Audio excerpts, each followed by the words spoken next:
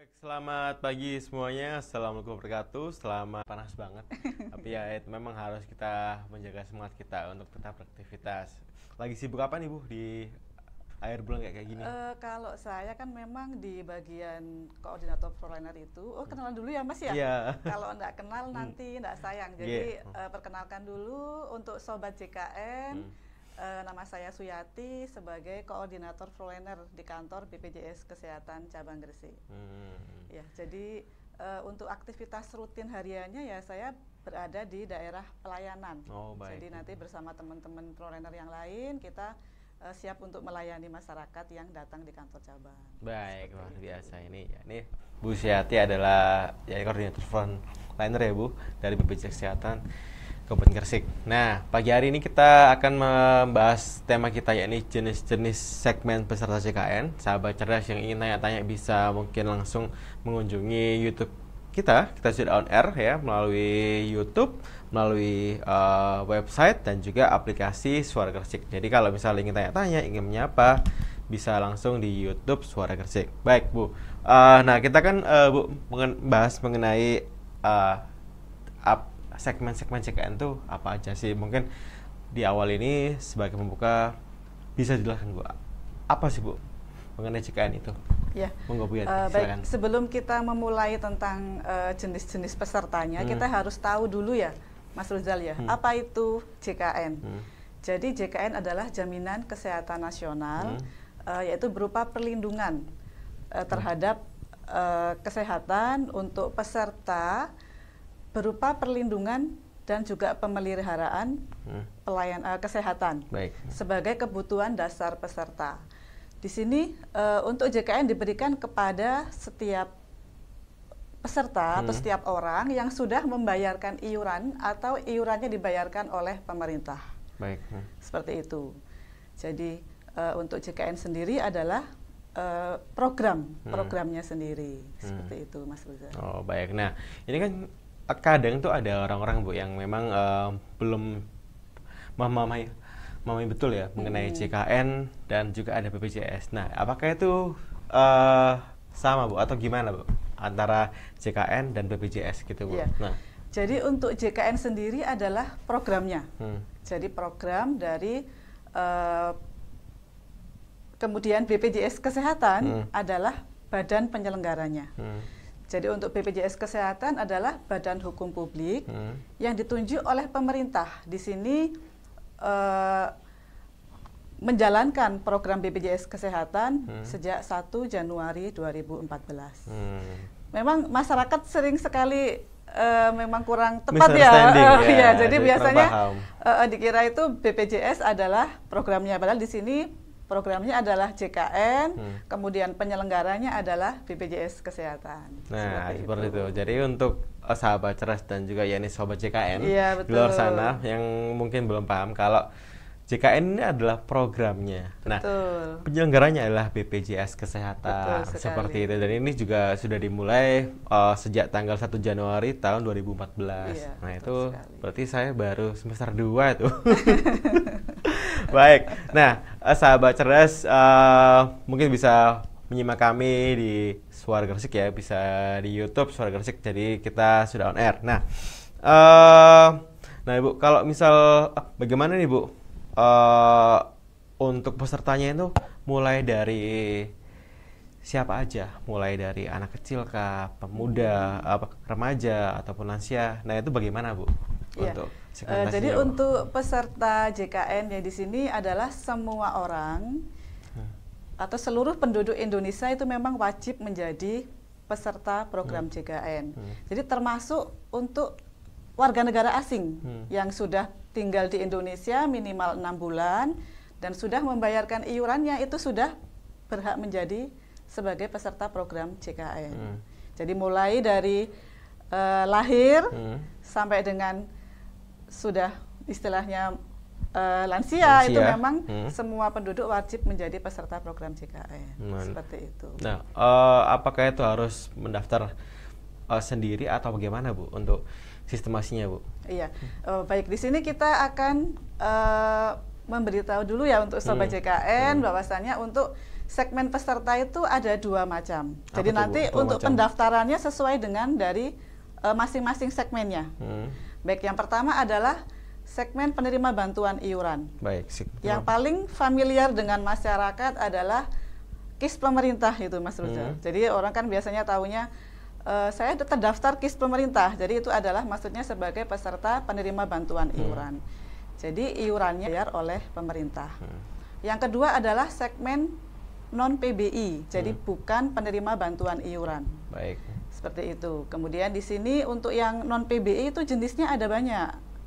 Jadi nanti untuk pendaftarannya akan mengikuti di masing-masing dari segmen pesertanya.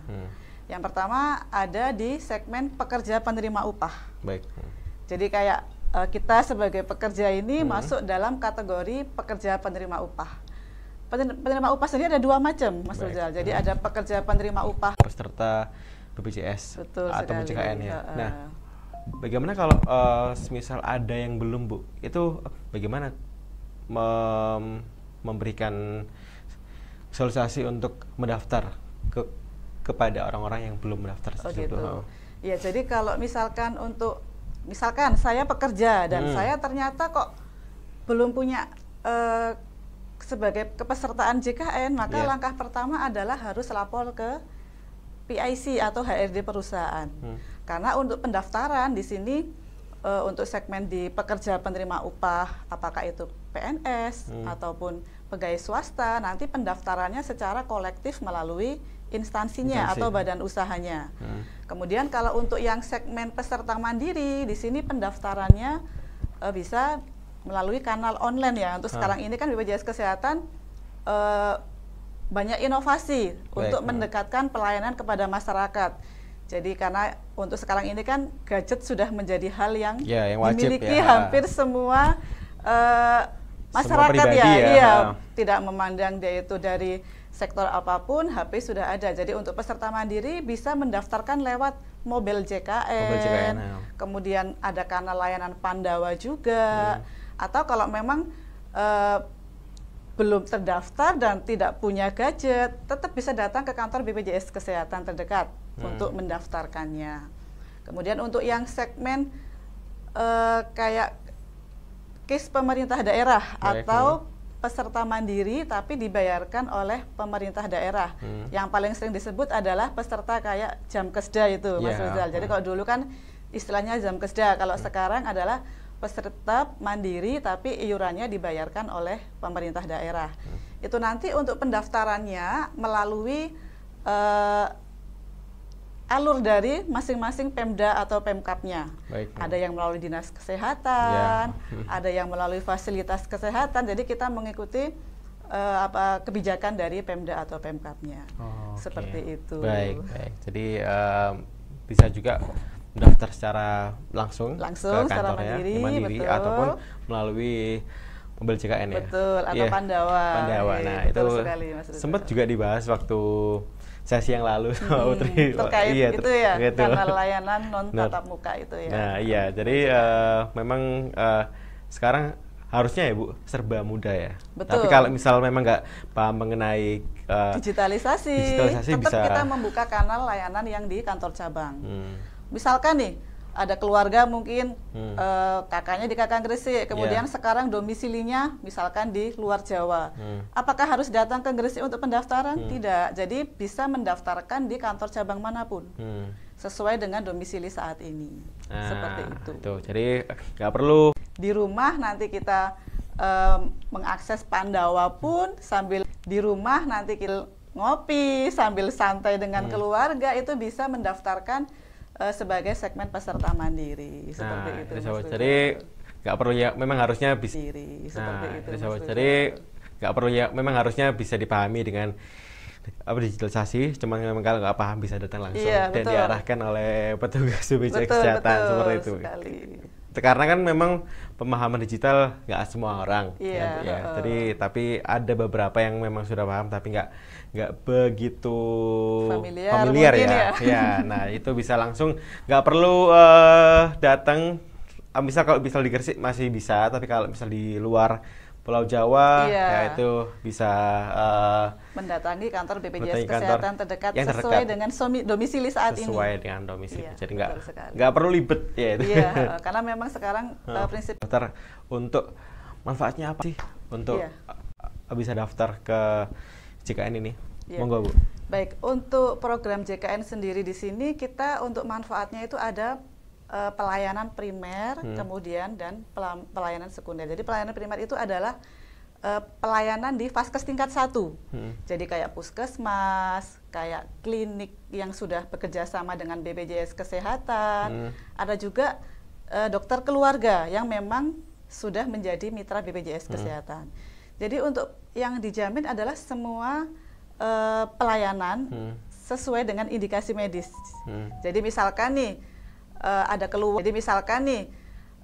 keluhan, itu berarti nanti kalau keluhannya memang tidak gawat darurat, nanti pengobatan awal adalah di vaskes tingkat 1. Baik.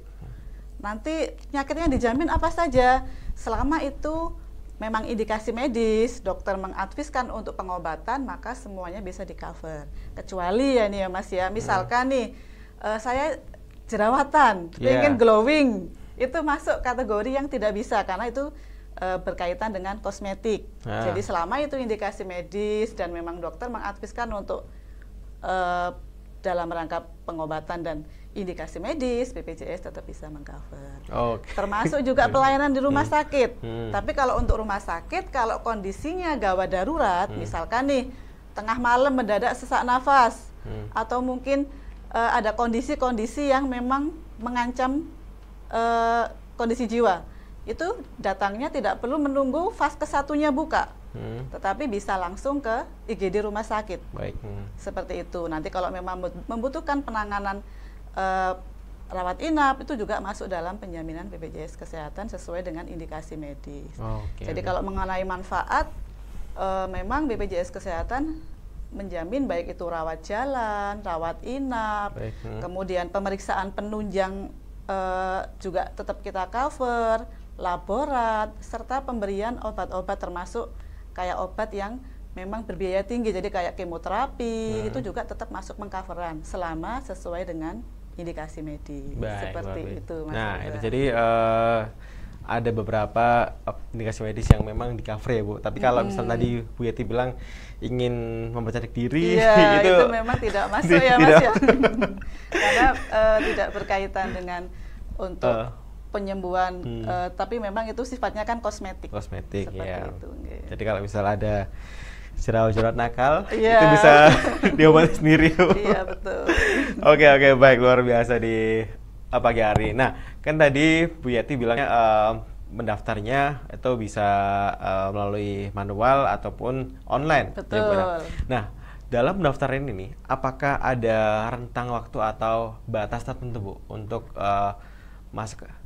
masa kepesertaan itu akan hangus atau habis gitu Bu? Habis.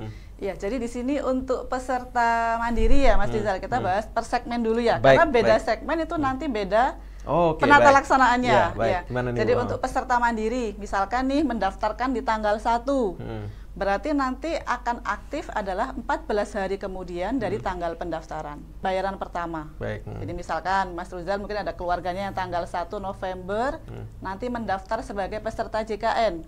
Berarti nanti pembayarannya dilakukan, pembayaran pertama adalah di tanggal 14 bulan November. Setelah pembayaran, maka kartu akan bisa aktif dan bisa digunakan sesuai dengan prosedur yang berlaku. Itu untuk segmen mandiri ya Mas Rizal ya. Kemudian kalau untuk yang segmen pekerja, kalau untuk yang segmen pekerja penerima upah di badan usaha atau pegawai swasta, di sini pendaftarannya akan aktif di bulan berikutnya. Tetapi dengan catatan setelah perusahaan melakukan pembayaran iuran di bulan tersebut. Jadi misalkan di bulan Oktober ini mungkin terdaftar di suatu instansi ataupun di badan usaha, di perusahaan. Kemudian perusahaan mendaftarkan di bulan Oktober. Berarti aktifnya kapan? Maka aktifnya adalah tanggal bulan November setelah perusahaan membayarkan iuran di bulan November. Karena kalau misalkan perusahaan membayarkannya di tanggal 1, ya berarti kan aktif di tanggal 1. Tapi kalau ternyata mungkin kebiasaan pembayarannya itu di tanggal 10, ya berarti otomatis aktifnya sebagai karyawan perusahaan bulan Januari. Ternyata segmen penyelenggara negara itu berbeda dengan yang segmen pegawai swasta. Karena pembayarannya sesuai dengan SK terbitnya itu. Baik. Apakah ada itu, Bu, masa masa habis atau tenggat waktu kalau misal ikut? Masih ada kendala di perekonomian sehingga tidak terbayarkan, maka kartunya akan nonaktif. Dan untuk pengaktifannya bagaimana caranya? Tinggal dibayarkan. Jadi untuk segmen mandiri atau peserta yang mandiri, pengaktifannya dengan melakukan pembayaran. Baik. Setelah pembayaran, maka kartunya akan aktif. Tetapi di sini maka kartunya akan aktif. Tetapi di sini untuk peserta mandiri nanti kalau misalkan ya menunggak karena ada yang rawat inap, langsung dilakukan pelunasan. Di situ nanti memang ada yang tidak menyenangkan, Mas. Jadi ada yang namanya denda pelayanan. Denda pelayanan itu akan muncul apabila setelah pembayaran tunggakan, kemudian dalam rentang 45 hari dari tanggal pembayaran ada salah satu anggota yang membutuhkan pelayanan rawat inap. Kalau misalkan hanya rawat jalan saja, itu nanti tidak ada denda pelayanan. Kemudian kalau untuk yang segmen pekerja penerima upah, jadi pekerja penerima upah di sini nonaktifnya kalau yang bersangkutan sudah berhenti bekerja. Entah itu berhenti karena mungkin memang sudah pensiun atau mungkin karena hal lain, itu nanti pengaktifannya lagi. Yang pertama, kalau memang yang bersangkutan sudah pindah tempat kerja, maka tinggal pelaporan ke PIC ataupun HRD perusahaannya yang baru. Namun kalau misalkan yang bersangkutan sudah tidak bekerja dan memang ingin melanjutkan kepesertaannya yang sebelumnya sebagai pekerja penerima upah tadi, maka bisa beralih sebagai peserta mandiri. Kalau untuk pendaftaran peserta mandiri nanti yang mengikuti sesuai dengan persyaratan sebagai peserta mandiri. Seperti itu. Berarti kalau misal dalam keluarga nih ada satu orang yang memang didaftarkan oleh didaftarkan oleh perusahaan gitu. Cuman yang lainnya berarti itu masuk mandiri. Iya, betul. Kayak mungkin anak ataupun baik istri. Di sini untuk yang segmen pekerja itu misalkan yang bekerja kepala keluarga, suami nanti keuntungannya bisa mendapat peserta. Gitu. Jadi pekerjanya sendiri, suami atau istri dan maksimal 3 orang anak.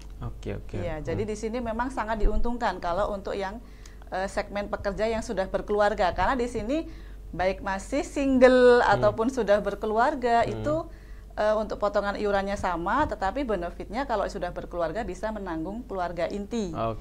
Jadi keluarga inti kalau misalkan orang tua itu nanti berarti ada pilihan juga, bisa mendaftar mandiri atau bisa pelaporan sebagai keluarga tambahan melalui perusahaannya itu. Baik, luar biasa. Baik sahabat cerdas, di pagi hari ini kita cukup banyak yang dibahas dan mungkin nanti kita akan lanjut lagi ya, Bu Yati. Dan betul. Sahabat cerdas yang di luar sana yang menyimak siaran kita mungkin bisa tanya-tanya di YouTube Suara Gresik, nanti kita akan sapa di akhir sesi. Baik, jangan kemana-mana, tetap di Suara Gresik. Baik, sahabat cerdas, kita balik lagi dalam program Biru Bincang Seru dengan BPJS Kesehatan. Masih dengan Bu Yati di pagi hari ini membahas mengenai segmentasi peserta JKN. Tadi sudah dijelaskan mengenai apa saja alur pendaftarannya, lalu juga pelayanannya yang mandiri, lalu juga yang badan usaha ataupun yang diselenggarakan oleh negara, itu beda-beda. Dan mungkin sahabat cerdas yang ingin menyimak lagi bisa langsung mengunjungi YouTube Suara Gresik di pagi hari ini. Kita masih ada waktu untuk bincang-bincang di pagi menjelang siang ini. Masih semangat Bu Yati? Alhamdulillah tetap semangat ya, karena kan tidak terasa panasnya ya. Kalau di luar nanti sudah beda lagi ya. Baik, nah Bu, tadi kan kita membahas mengenai alur ya Bu ya, lalu juga segmentasi, lalu juga manfaat. Tadi juga dijelaskan Bu Yati kalau manfaatnya itu banyak sekali dan memang kalau manfaatnya itu harus terindikasi medis ya Bu. Betul. Jadi memang penyakit yang terindikasi medis dan itu mendapatkan afis dari dokternya. Tapi kalau misal masalah perawatan muka atau kosmetik itu tidak bisa karena itu belum. Kebutuhan masing-masing orang ya Bu ya mungkin ya. Baik, nah Bu, kita terakhir tadi membahas mengenai mengapa kok tidak bisa kok nggak aktif apa kartunya itu Bu. Nah untuk ini kan itu Bu bisa dijelaskan mengenai dalam keluarga itu bisa mengcover berapa orang Bu kalau kepala keluarga yang di-cover oleh perusahaan. Nah itu apakah yang keluarga ini mendapatkan atau tidak sih Bu? Nah seperti itu. Jadi untuk yang segmen pekerja penerima upah, baik itu pegawai swasta maupun pegawai negeri, TNI Polri, di sini apabila sudah berkeluarga, maka keluarga inti istri maupun 3 orang anak, maksimal 3 orang anak itu otomatis menjadi tanggungan. Baik. Jadi misalkan ada peserta, karena banyak sekali ya, jadi peserta yang ada salah satu orang tuanya sebagai pekerja, tetapi anak atau mungkin istri atau suaminya masih terdaftar sebagai peserta PBI atau KIS pemerintah. Itu seharusnya memiliki manfaat untuk ditanggung sebagai tanggungan pekerja penerima upah. Terus gimana cara pelaporannya? Jadi kalau pelaporannya bisa melalui HRD perusahaan, atau kalau misalkan yang paling sering pas sedang pelayanan kesehatan, kemudian ternyata pada saat rawat inap, biasanya tahunya kalau pas rawat inap tuh Mas Rizal. Jadi pas rawat inap, loh ini istri saya tuh kok masih kelas 3 ya, padahal yang pekerjanya misalkan sudah di kelas 1. Itu nanti bisa dilakukan pelaporan juga apabila sedang mengakses pelayanan kesehatan, seperti itu. Nah, baik tuh. Jadi apa kalau memang itu bisa dilaporkan langsung Bu ya? Iya, pada saat sedang membutuhkan pelayanan rawat inap misalkan ya. Tapi lebih baik kan mencegah daripada kalau sudah kejadian ya Mas Rizal ya. Jadi lebih baik apabila ada suami atau istri sebagai pekerja dan anggota keluarganya itu belum terdaftar sebagai peserta atau sudah terdaftar tetapi segmennya masih belum tanggungan sebagai pekerja, segera dilaporkan ke HRD perusahaannya. Nah, seperti jadi bisa itu. Kalau misal dalam pekerjaan, ya ini bisa mungkin langsung lapor Ibu. Betul, nanti akan dilakukan proses di situ. Ke PIC yang bertanggung jawab untuk mendaftarkan. Bisa PIC atau di kepegawaiannya kalau dia sebagai mungkin di pemerintahan, kalau di perusahaan ke HRD atau ke PIC-nya. Baik, luar biasa. Jadi, ini juga Bu, kalau misal ada peserta yang memang belum pernah sama sekali menggunakan kartunya itu, nah itu gimana tuh Bu? Karena juga itu sempat bingung dalam ada case dalam keluarga saya yang memang nggak ada keluhan tapi disuruh menggunakan itu. Jadi untuk saat ini kan memang di Vaskes tingkat pertama itu ada yang namanya kunjungan sehat. Jadi sebenarnya kunjungan sehat di sini tujuannya untuk preventif ya, pencegahan ya, karena lebih baik terutama kalau biasanya yang sudah usia-usia itu sudah masa pensiun ataupun usia muda pun sekarang juga semua penyakit tidak memandang usia ya Mas Rizal ya. Apalagi sekarang banyak yang cuci darah kalau anak muda sekarang. Betul, iya, karena mungkin ya minuman-minuman gaya hidup memang gaya hidup yang memang sudah tidak bisa terkendali ya. Jadi lebih baik kita misalkan ya ada keluhan sedikit pun harus segera melakukan pemeriksaan awal ke Vaskes tingkat pertama. Biar nanti kalau memang ada lagi, sekarang kan kita ada screening juga ya, mungkin di podcast sebelumnya sudah pernah dibahas ya. Jadi langkah awal adalah melakukan screening di situ, screening kondisi kesehatan. Nanti kalau dari screening ternyata hasilnya normal, ya sudah berarti memang kondisi kita masih bisa konsisten untuk menjaga kesehatan. Tapi kalau hasil screeningnya menunjukkan nanti ada potensi, kan dari hasil screening akan muncul hasilnya, apakah ada kecenderungan suatu penyakit kronis tertentu, itu nanti langsung saja datangi ke Vaskes tingkat 1 sesuai dengan Vaskes terdaftarnya. Baik. Biar nanti tidak sampai mengalami keterlambatan. Tapi kalau kondisinya masih sehat, normal, berarti ya cukup nanti tahun depan screening lagi di mobil JKN-nya, biar nanti bisa tahu bagaimana perkembangan kondisi kesehatan kita. Nah, seperti itu. Jadi kalau misal ingin mengetahui, ini juga adalah tema sesi yang sebelumnya saya Mbak Putri. Jadi ada layanan screening kesehatan ya, Bu, di aplikasi mobil JKN. Iya, pasti kita kembalinya akan mengacu ke mobil JKN. Nah, seperti itu. Jadi memang ini kalau tadi Bu Yati bilang ada kunjungan sehat. Jadi memang untuk preventif. Waktu itu saya nggak tahu Bu, waktu juga orang tua saya check up dan gak ada keluhan, tapi memang iya dan nggak pernah dipakai juga, tapi kok disuruh opnam gitu kan, rawat inap gitu. Ternyata memang setelah pada saat ada keluhan sedikit itu mungkin yang nampak di permukaan ya, ternyata hasil pemeriksaan secara keseluruhan itu sudah menunjukkan suatu penyakit tertentu. Makanya langkah awalnya sih mungkin paling mudah adalah screening tadi itu, Mas. Nanti kalau memang screeningnya nanti atau mungkin yang bersangkutan tidak punya gadget, tidak bisa screening mandiri, ya berarti bisa juga melakukan kunjungan ke Vaskes satunya, biar nanti dilakukan pemeriksaan dasar. Kalau memang mengindikasikan ke suatu penyakit tertentu. Baik, tadi jadi memang mencegah itu lebih baik daripada mengobati, Bu. Betul sekali.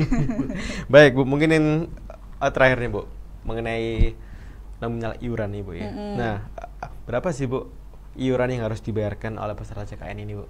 Ya, jadi untuk iuran ini kembali lagi ke masing-masing segmen ya. Jadi kalau untuk peserta mandiri ini kan untuk kelas 3 yang dibayar masyarakat adalah 35.000. Tetapi sebenarnya iuran yang masuk ke BPJS sebesar 42.000 karena yang 7.000 disubsidi oleh pemerintah. Baik. Pemerintah daerah ataupun pemerintah pusat. Jadi memang kenapa sih kok iurannya kelas 2 kan di 100.000, kemudian kelas 1 150.000. Banyak sekali masyarakat yang bertanya kenapa kok kesenjangannya kok jauh sekali dari kalau untuk yang dibayarkan ke BPJS Kesehatan sebesar 5%. Tetapi yang dipotongkan dari pekerja hanya 1%, Mas. Baik. Dari gaji pokok plus tunjangan. Yang 4%-nya siapa yang membayar? Jadi kalau sebagai segmen pemerintahan berarti yang membayar adalah pemerintah 4%-nya. Kalau sebagai pegawai swasta berarti yang membayarkan adalah pemberi kerja. Kalau dihitung secara matematis ini ya, misalkan satu keluarga ada 5 peserta. Kemudian taruhlah misalkan gajinya 10 juta ya, misalkan ini ya. Berarti 1%-nya adalah hanya sebesar 100.000. Padahal 100.000 itu sudah untuk membayar iuran untuk 5 peserta, pekerjanya sendiri, suami atau istri, dan maksimal 3 orang anak. Kalau dihitung secara peserta mandiri, kelas 1 itu 150.000 dikali 5. Berarti di situ kan sebenarnya kalau untuk yang segmen pekerja itu lebih banyak diuntungkan sih dibandingkan dengan segmen yang mandiri. Karena memang kalau mandiri makanya kita memberikan pilihan juga sesuai dengan kemampuannya. Kelas yang dipilih itu mau di kelas berapa. Seperti itu. Jadi berarti memang ada segmentasinya, Bu ya. Iya. Jadi beda-beda. Baik. Nah, itu mungkin bisa dipakai Sobat JKN. Kita menyebutnya Sobat JKN ya. Dan juga sahabat cerdas di luar sana yang menyimak siaran kami di pagi hari ini. Baik, kita cek dulu, Bu, apakah ada pertanyaan-pertanyaan. Nah, Bu Yati apakah mengharapkan ada yang tanya atau enggak nih? Kita lihat dulu untuk di YouTube kami yang ada. Cuman tidak ada, Bu. Jadi mungkin sahabat cerdas di pagi hari ini menyimak siaran kami tapi nggak tanya. Baik, Bu Yati, mungkin apakah ada informasi lainnya yang ingin disampaikan, Bu, sebelum kita akhirnya di pagi hari ini, Bu? Monggo, Bu Yati. Mungkin sebagai closing statement-nya ya, jadi untuk semua vaskes, perubahan kelas, dan yang paling penting adalah melakukan screening kesehatan. Seperti itu. Kemudian kalau misalkan untuk yang mau melakukan proses administrasi dan mager, maka langkah pertama adalah melakukan pelayanan lewat Pandawa. Seperti itu. Nah, baik, karena sekarang sudah digitalisasi dan online, jadi seharusnya lebih mudah. Betul. Dan lebih mengenakan kita untuk nggak panas-panas keluar. Betul gitu. sekali, nggak perlu effort waktu, biaya. Bahkan sekarang screening pun bisa langsung di aplikasi mobile JKN ya Bu ya. Iya, betul Nah, sekali. setiap tahun satu kali kalau nggak salah Bu ya? Iya, Iya. setahun satu kali. Setahun satu kali. Nanti Jadi- kalau memang sudah pernah dan lupa dulu kapan melakukan screening, akan muncul warning di aplikasinya. Nah. Kapan bisa melakukan screening kembali. Nah, itu karena mencegah itu lebih baik daripada mengobati. Mengobati, Baik, yes, betul. Bu Yati, saya ucapkan terima kasih Bu Yati sudah terima kasih. menyampaikan program-program JKN ini, terus segmentasinya bagaimana dan apa saja dan manfaatnya apa saja, karena cukup banyak ya Bu ya untuk manfaatnya ya. Jadi sahabat cerdas yang mungkin belum di luar sana belum terdaftar, karena ini wajib ya Bu ya. Iya, Karena betul. wajib bisa daftar melalui aplikasi mobil JKN ataupun Lewat Pandawa, lewat WA. Pendawan WA ataupun daftar langsung ya Ke Bu, kantor ke BPJS kantor Kesehatan BPJS. Kalau terdekat. misal memang tidak paham, nanti akan diarahkan, dibantu oleh petugas yang ada di BPJS Kesehatan Cabang Gresik. Baik, saya ucapkan terima kasih Bu Yati. Iya, sama-sama Mas Rizal. Dan untuk sahabat cerdas yang menyimak di siaran kami, yang mungkin belum nonton bisa diklik, sudah muncul di YouTube Suara Gresik. Saya Ruzar. Saya Yati. Dan kita bertugas untuk diri. Sampai jumpa di biru berikutnya. Wassalamualaikum Wassalamualaikum warahmatullahi wabarakatuh.